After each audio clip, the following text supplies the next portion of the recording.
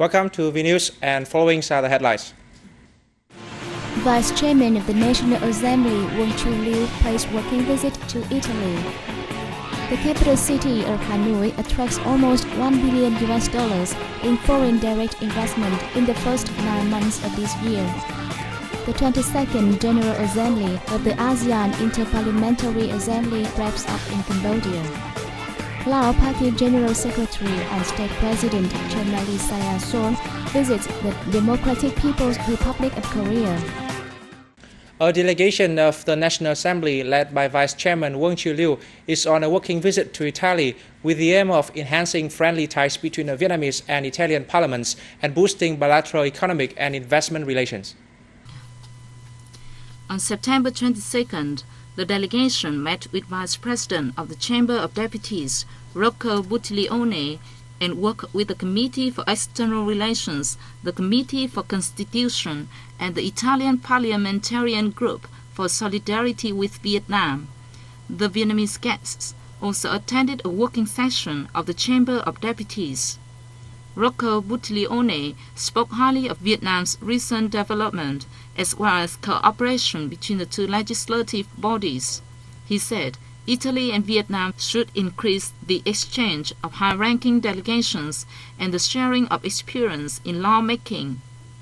Italy also wants to cooperate and assist Vietnam in the fields in which Italy has experience, such as preservation and restoration of cultural relic sites. As part of its working visit to Laos, a delegation of the Vietnamese National Assembly office, led by Director Nguyễn Hạnh Phúc, was received by Laos Vice National Assembly Chairman Se Somphone Phongviphan on September 22nd. Phúc said the visit aims to enhance cooperation between the two National Assembly offices and accelerate training projects. The delegation will also inspect the construction progress of the headquarters of the Laos National Assembly office, which is funded by Vietnam. Vice Chairman Phongviphan said the funding for the headquarters of the Laos National Assembly office is a significant gift and a symbol of the Vietnam-Laos friendship. He expressed his wish that the two National Assembly offices will continue to step up cooperation in many fields, such as personnel training and information exchange.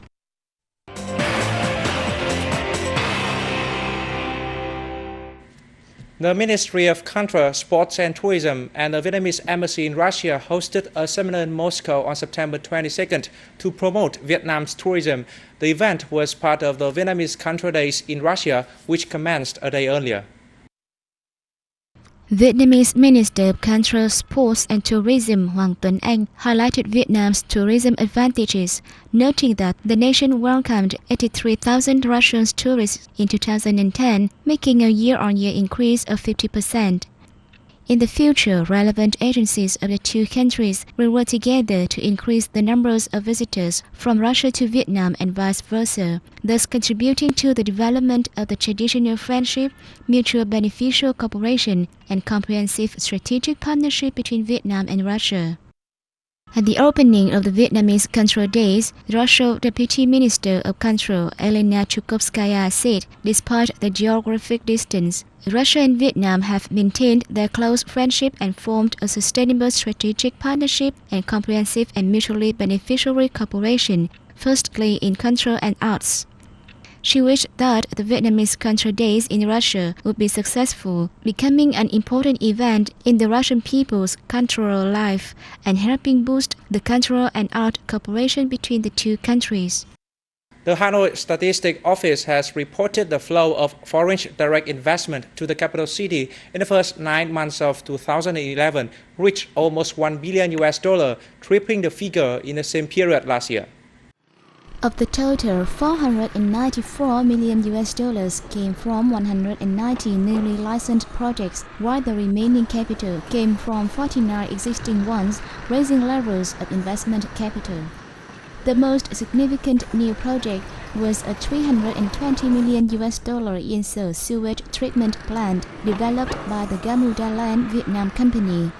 Hanoi expected to attract 455 foreign invested projects valued at $1.5 billion. including 390 newly licensed projects worth $760 million and 65 existing ones, registering to scale up charter capital with a total of $740 million. Experts attending a seminar in Ho Chi Minh City on September 22nd suggested that local companies should seek new export markets and improve product quality in order to promote the country's overall export growth. Reports delivered at the seminar showed that Vietnam's exports reached an estimated $60.8 billion in the first 8 months of this year, up 33.7% over the same period last year. Exports of many products, including agricultural, forestry and fishery, had increased strongly. However, the country mainly exports raw and pre-processed products with low added value. The export of products made with high technology was much lower than that of China and other ASEAN countries. Participants agreed that multiple challenges lie ahead for the export sector because of import barriers set by other countries and competition among other exporters in price and quality. In the current situation, enterprises should look to new markets, especially in Eastern, Western and Southern Asia, the Middle East and Latin America. Companies should also take advantage of free trade agreements and preferential tariffs under the ASEAN Free Trade Area to boost exports, especially to China and Japan. A statue of President Ho Chi Minh is expected to be erected in Buenos Aires, Argentina, after the city's parliament received a strong support from its voters to this decision. Vietnamese ambassador to Argentina Nguyễn Văn Đào said, President Ho Chi Minh was the person who led the first bricks in the exchange of the Vietnamese and Argentine peoples when he visited Argentina during his path to seek liberation for Vietnam before the two countries set up their relations. President of the Argentina-Vietnam Cultural Institute, Paul D. Sousa Smith, was the person who put forward the initiative to place a statue of President Ho Chi Minh in Buenos Aires. She said she wishes to create a cultural space with Vietnam's image in the city to enhance historical and cultural understanding between the two countries.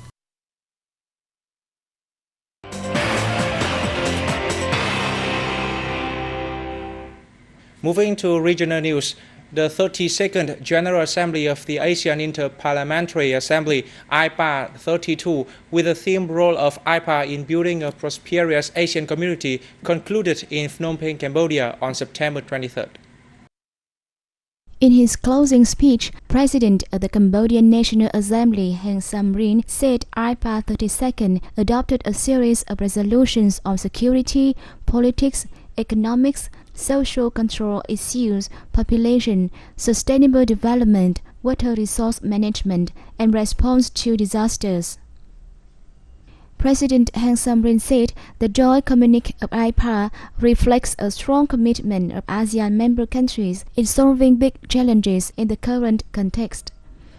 The joint communique also affirms the meeting will pave the way for further cooperation between the IPA member countries and observers in coping with outstanding issues, especially those in the region, in order to realize the goal of building the ASEAN community by 2015. The General Assembly officially announced that Marzuki Ali, Speaker of the Indonesian House of Representatives, will work as Chairman of IPA in the next term. Party General Secretary and State President of Laos, Chomali Siason, has arrived in Pyongyang, beginning his official visit to the Democratic People's Republic of Korea at the invitation of leader Kim Jong-il. President of the Presidium of the Supreme People's Assembly, Kim Yong-nam, welcomed President Chumali Seyyason at the Pyongyang airport. According to the Korean Central News Agency, the visit by Lao Party General Secretary and State President Chumali Seyyason is a historic event aiming at strengthening and developing the traditional cooperation and goodwill between the people of the two countries. Earlier, Lao Party General Secretary and President Chumali Seyyason paid an official visit to China from September 18th to 21st, during which he held talks with Party General Secretary and State President Hu Jintao and met with Premier Wen Jiabao and Vice President Xi Jinping. And that comes to the end of Vnews today. Thanks for watching and see you next time.